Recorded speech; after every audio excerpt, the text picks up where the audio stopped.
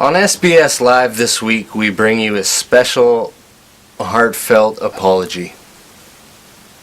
A genuine, from the bottom of the heart, we didn't realize we had done something wrong kind of apology. But us here at SBS, we feel like we should take the time to address something specifically, and that is the issue of fantastic beards.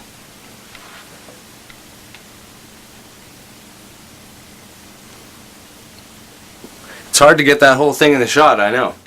The other thing I know is that we invited a band called The Pit.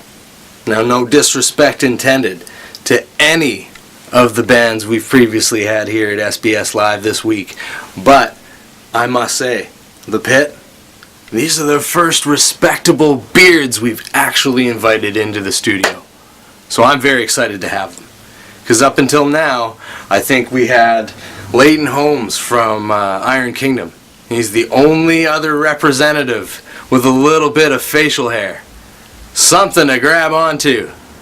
That's what we're looking for here at SBS Live. So I think we've got some of that this week here with The Pit. And you need to check these guys out. And these guys are heavy. Maybe dark. Maybe not. We'll ask them. We'll ask them about their new EP, Real Boy Times. We'll ask them why they're keeping us waiting for an album when we've got 3 EPs now that are solid and we need some stuff out there.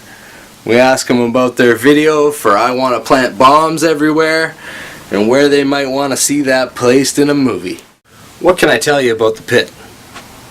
I can tell you that Tyler and Trevor and Scott, these are 3 good guys.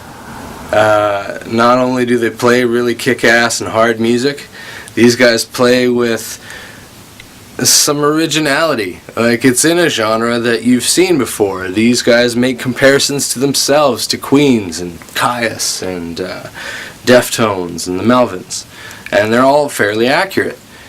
These guys pump out music at a furious pace, so The Pit is here to stay, that I can tell you. But how they do it as a 3-piece, when most of these bands that they've listed as influences are either 4 pieces, invite guest members, bottom line being that they tend to do it with more personnel. So we're going to find out how The Pit does it with only 3 people, how they make their music so kick-ass. We're going to find out how they make their music exactly the way that they want to do it with only the 3 of them. We're going to find out what makes The Pit tick. And we're going to find out how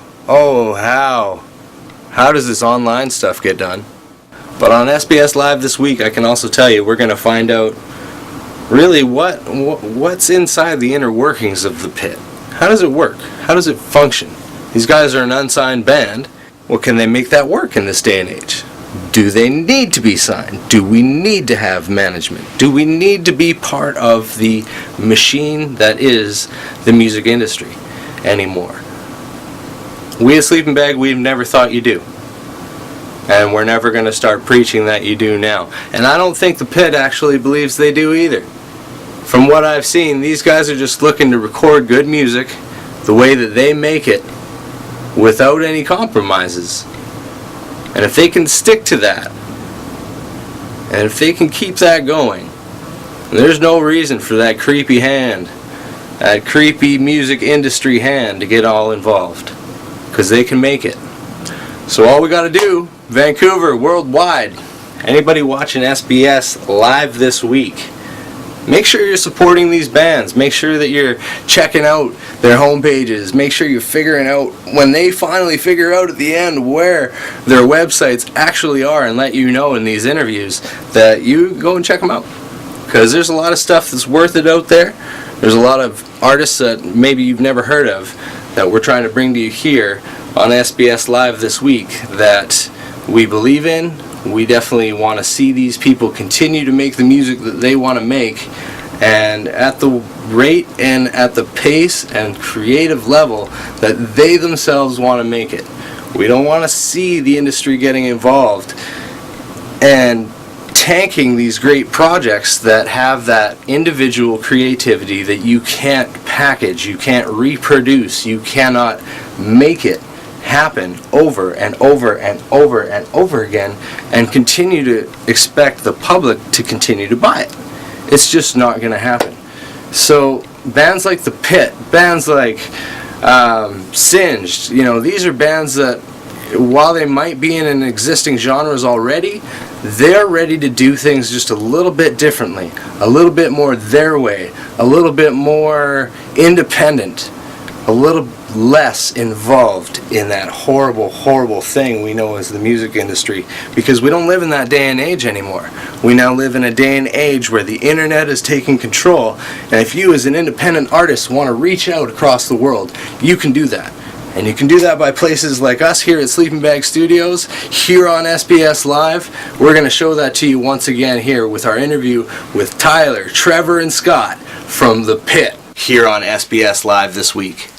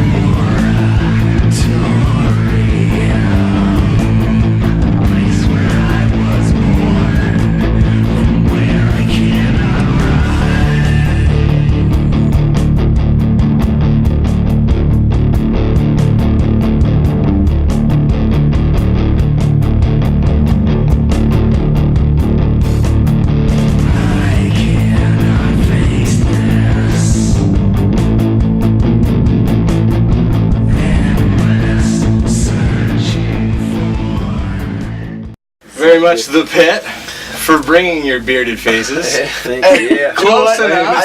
It's been 5 years where I haven't had baby face, and then all of a sudden for this interview, he's like, I'm like, I just shaved baby face land. Gotcha.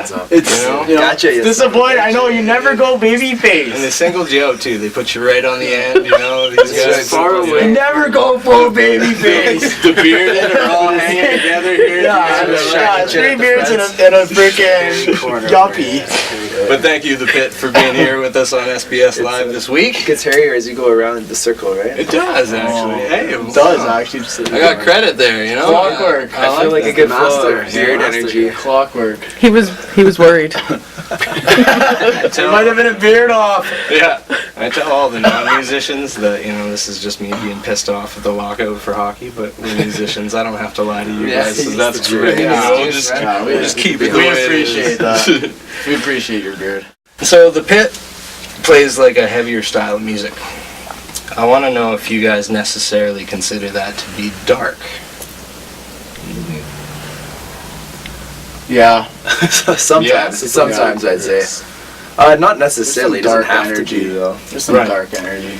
But there's some dark energy, I think. What's the typical lyrical aspect of The Pit, and what are you guys drawn to in terms of topics?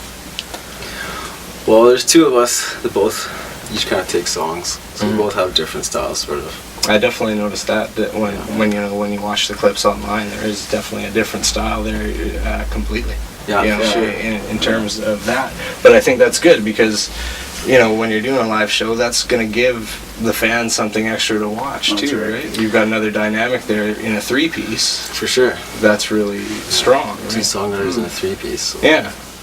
Because when I was reading through your influences, I noticed bands like Queens, Caius, you got Deftones, you got Melvins. That's right. I don't have to do my research. I've already done that. I've already done that research a long time ago Good man. to Yeah. know full well that every one of those bands is 4 or more strong. So That's how do right. you guys manage to kind of bring that? I mean, if these are your influences, you kind of want to be, somewhat in that same vein. How do you do that with a 3-piece? That's a good question. I know, well, the Melvins, they've toured as a 4-piece, but they have a lot of albums as a 3-piece too. Right? That's true. They do. I think they're one of our bigger influences, and especially for me as a drummer, like Dale Crover's drumming, Melvin's drummer. It's just so huge, and like when you're like in a 3-piece, they come off like some of their songs are super heavy too. Sure. Yeah. So I know for me, like having that as an influence, that's the kind of like to bring that flavor to a 3-piece where it can fill it in and make it sound really big and heavy. Right. On my end, anyhow. Yeah. Well, I feel like when you're writing in a 3-piece, there's only 3 of you, so everything you play, you try to make it as big and thick as you can when you're writing it, and you kind of get used to that. Especially being with just one guitar in the band, I have to kind of write, as big as I can, because I know there's only one guitar. Right. How do you feel? I feel like being in a 3-piece band, it's less confusing on my behalf, and when I play my bass, I try to, like Trevor's saying, make it sound as thick as possible. I use some open, like double key type bass, bass work where it just kind of fills in the gaps a little bit more. Right. And like I play an 810. Basically, Ampeg. I play the fridge. I play the fridge to help the situation out. So. It helps to bring the heavy in. Yeah. For sure. No doubt. And same with the Marshall, right? Like the Les Paul coming with the Marshall, it always sounds huge, right? So. Right. You guys have obviously found a way to do what you need to do as the band you are. Do you guys have any need for a 4th member, or is that something you've ever talked about? There's been talk. There's been lots of people asking, wanting to come jam with us, right? Yeah. Right. Other people kind of see it as it could fill in around on live shows when there's solos and stuff like that, but Right. I don't know, for us when we play together, it's never felt, too small or like it needs anything else. It feels big enough. Pretty the 3 of us. tight group, pretty tight brotherhood here. Yeah. Well, friendship, so it's kind of like there's a bubble there, and it's like, I've seen it because I've thought about inviting different people in, and then like when we approach it as a band, then there's always like a tendency to that where we don't. It's like, do we? It's always like, It's gonna instantly change. It's like that. The dynamic Yeah, totally for sure. would get changed. It'd be cool in a way, but it would feel like a different band. We've been playing together for so long, just the 3 of us. It's kind of, I don't think anybody else could get in on.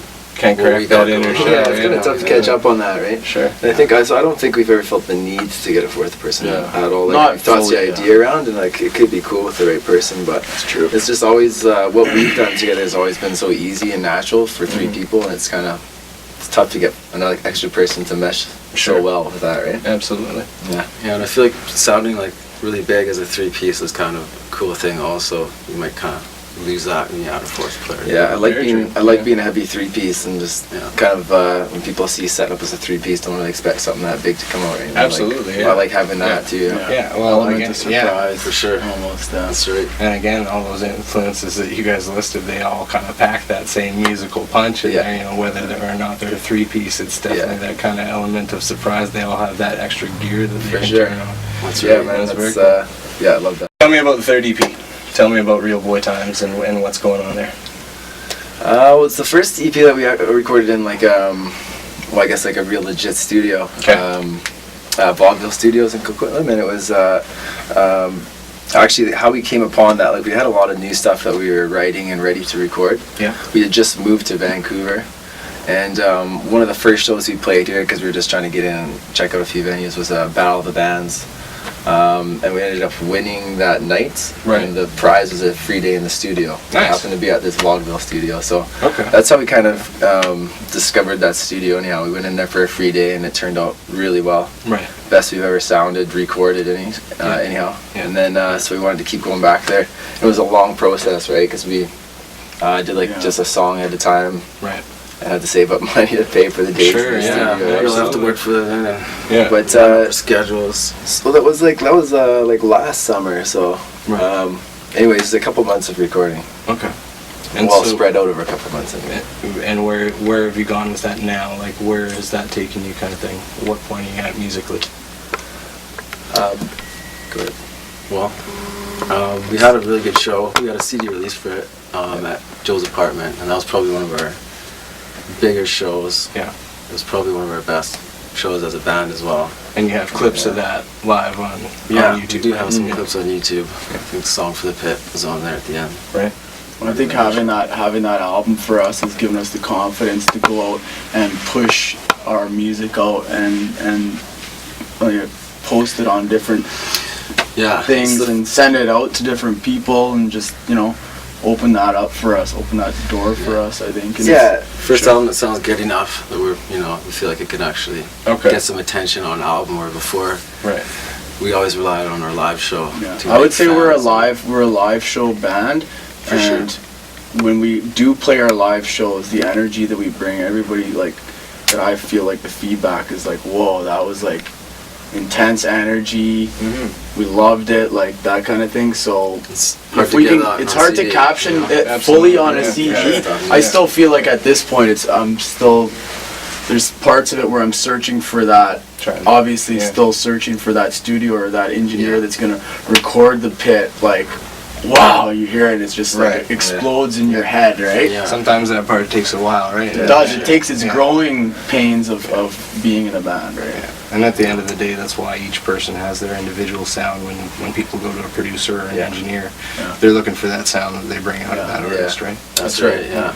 But yeah, the CD has been super important, just to have like a good sounding, like good quality songs to like send out when you're trying to book venues or show people your stuff and they don't know anything about you, because It's been really good for that. Yeah. We've gotten good responses every time we've sent. Well, it sounds like you guys are really behind this one. Like, when you're handing this to somebody, you're obviously confident that this is what you want it to sound like as well. Which is good. We worked hard on this album. It was a different sounding album. A lot of the band sort of evolved since the last one. It's been about 3 years or something like that since we put out the last album. So we had a long time to pick the songs we wanted. And it was a lot of fun too, man. Like we were in there for like.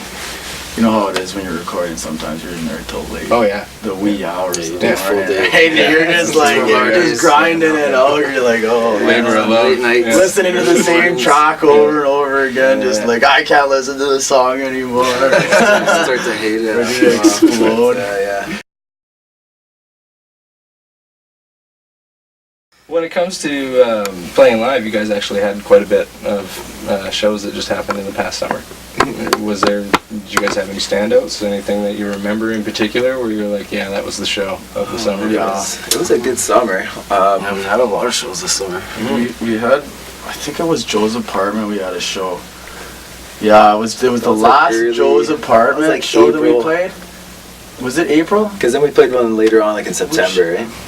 Yeah, so many. That's September on the half. The September show. I think it was just too drunk at the show. It's all blurry. Yeah. But it's so good this year. One of them felt real good. And then the Media Club was good too. Media Club. That was the end of the summer. Yeah, we have some videos from that actually up on YouTube now. That's right. Yeah. When it comes to that stuff, how do you guys feel about, like, who's taking that live footage, and how do you guys feel about the way that it is? Like, are you satisfied with the quality that's out there, I guess? Yeah, I think they did a pretty good job. I mean, that was just kind of some guys from Overmind, they're called Overmind Productions, approached us and asked if they could record, and said they'd charge us much, and it seemed like a pretty good deal. So, we always like having like videos to post on like Facebook or that type of thing, just to keep people interested, right? Yeah. And live videos are so much more effective, I find, on Facebook, like a video to click on versus a song. So so I always like the ideas, and especially like talking about how we love being like as a live band. So we think like that's our one of our strong spots, right? So I think we need more of that, to be honest. Like personally, I think we need more. I think that the newest stuff that we have coming up, I would strongly like to start getting somebody out to actually do our live video takes, more so putting energy into that than recording that at the start and getting feedback from that. Right. Yeah. I think it's not a bad idea, because YouTube, right? Like it's like YouTube and videos. People are watching videos. That's like viral. I have like cousins of mine that are like 10, 13 years old kind of thing, Yeah. you know, in Alberta that are like watching these videos, and they're like, they call me or whatever, they're like, hey, oh, that video was awesome, That's kind right, of thing. yeah. And like, that's what it's all about, right? They're seeing that kind of thing, they're seeing the performance, they're getting the aspect of the band, even though it's remote location. Yeah, Which kind of, I'm sorry, go ahead. I was gonna say, yeah, and then the before those shows, the other live footage is from probably a few different people, but the owner of the vaudeville studio, Jonathan Fleabog, he came and did that one recording at Joe's apartment. He did a really good job there, and he's also the guy who did our music video for When Plant Bombs Everywhere. Right. Okay. Yeah. So he did both of those videos that are on YouTube, and he did a really good job. Like the editing was just, he spent a lot more It time was with awesome. the editing stuff, right? So It we went was, live yeah, on at yeah. Joe's, Yeah, right? that's pretty cool, yeah. So we were really happy, I think, with those videos, especially. Right. But yeah, anytime we can get ourselves captured like live, like we want people to see that, right? Yeah, So- videos are something we started getting into the last year or two. So Right. it'd be nice to sort of pile them up and keep trying to get better quality and all these kinds of things. Well, I think you've hit on it. I mean, it's definitely That's- right. that's what it That is. is what people are doing, and it's certainly what the the easiest click, like Yeah, you said. for sure. When it comes to that, Tyler, I know I set most of this up through you. Yeah. Is it yourself that finds that you're doing most of the online Yeah, stuff? Or yeah. is I that why do- you got the middle spot? You know, I'm the He's the drummer, man. He's the got drummer. everything together. Yeah. He's the gel, you know. I got to be that guy. Foundation, Just by nature, I mean, Trev's like, these guys are more creative, I guess, like when they're writing melodies and riffs, I kind of respond to stuff they bring in. Yeah. So I guess maybe I do my part, or I pick it up on a different level, like with the organized stuff, because Yeah. Somebody's got Don't get me wrong. He lets us know. He lets us know. I let her know about And then we look at each other and we're just like, wow. We get the guilt trip every once in a while. They get in there and they type a paragraph right away the next day, don't they? Once in a while, Scott will tweet once in a while. Yeah. Tweet something, drop a just tweet. I I'll drop twat a once tweet. in a while. Something just moronic. I'll twat. But yeah, no, I do the majority of that stuff. But a long time ago, like when we first started playing as a band, you talk about, oh, let's get some shows going, let's make this happen, and we would talk about it, nothing would ever happen. So I kind of realized one day that I was gonna have to be that guy. That sucks. You want Because to he was going to be that guy who's like Yeah. super into the music, but like not that side of things. And then Scott's kind of in and out a little bit, so but I enjoy Chuck it. doesn't even have a Facebook account, so I'm off the grid. he's off grid, Alright. keeping it I'm real. gonna help you out of here for a second. I'm Yeah. gonna put these two on the spot. Does that mean that this guy cares more about the music than both of you guys? Oh, I wouldn't say that. Okay. I wouldn't say that. All right. It's Yeah. debatable. Okay. He does care about the music a lot. I've put that There out we there go. to them a few times. He does. Come He on, does. guys. All right. I'll give him He that. deserves big time props for picking up the slack. There we go. That kind of- I'm pretty sure Thanks, you'll get it in man. this Thank moment you, right man. here. That's You awesome, got man. the He spot. does. It's all He knows some his fucking spot. tape. He knows it. He stays humble about it. I was gonna ask you guys about being unsigned. You guys are technically unsigned still. That's right. Is that a choice, or is that do you guys need to be signed? How do you feel about that? It's a tough question. Like, we haven't really talked about that so much. Like, we haven't really had like a opportunity come right up to us or anything like that. So Sure. we haven't. It's kind of like we'll cross that bridge when we get to it. I think we haven't really. It's not something we talk about or kind of. It's not what motivates us most. No. You know, it's not Fair like our enough, yeah. focus. It's not like we're trying to do that. And How we're about making this, then? decisions based on that. Do you think the way it is right now, can it continue the way it is, or in this day and age, do you need to be represented necessarily by the industry, or can you do it on your own? Yeah, I think it depends what you want out of it. I mean, in terms of making a career out of it and not having to work another job and make Right. money, then yeah, you probably need some help, right? You need some support. Yeah.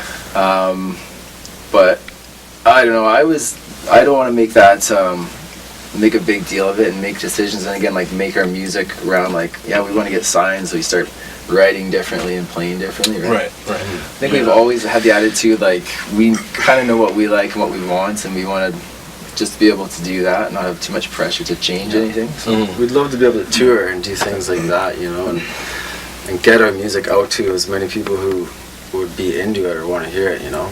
Right. So we're gonna just keep trying to do stuff to get it out there, and you know, if it ends up being like that, where that would help us do that without having to compromise anything, you know, then. Well, I think again, right? If you guys sound like you're net savvy and you're point.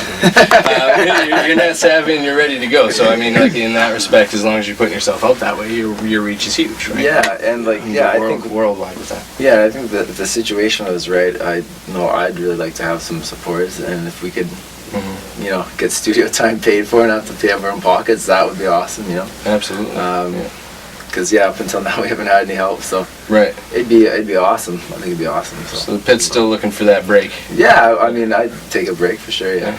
We would take a break, but I'm really happy with what's going on, and you know, we love playing shows around Vancouver, slowly working your way and getting more fans a little bit here and there. Yeah.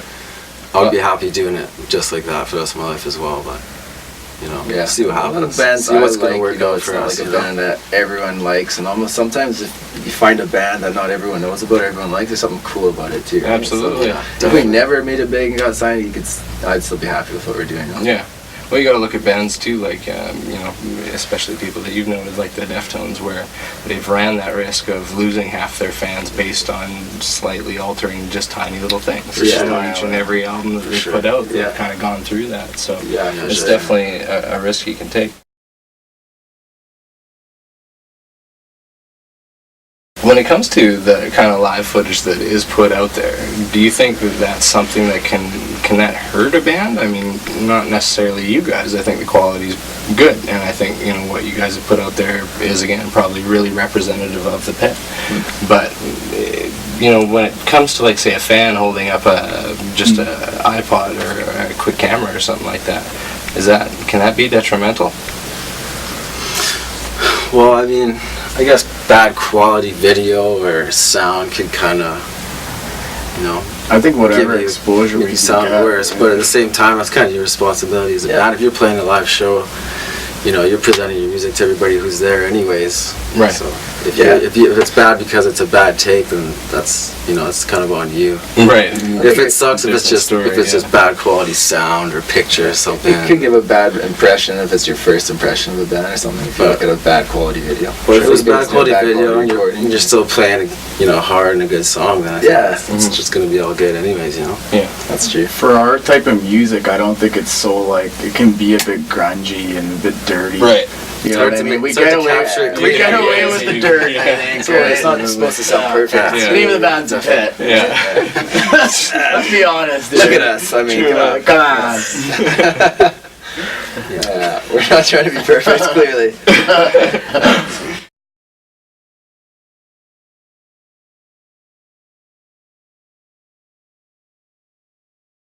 Now in an exclusive live performance here at Sleeping Bag Studios for all of you out there, here's The Pit on SBS Live This week.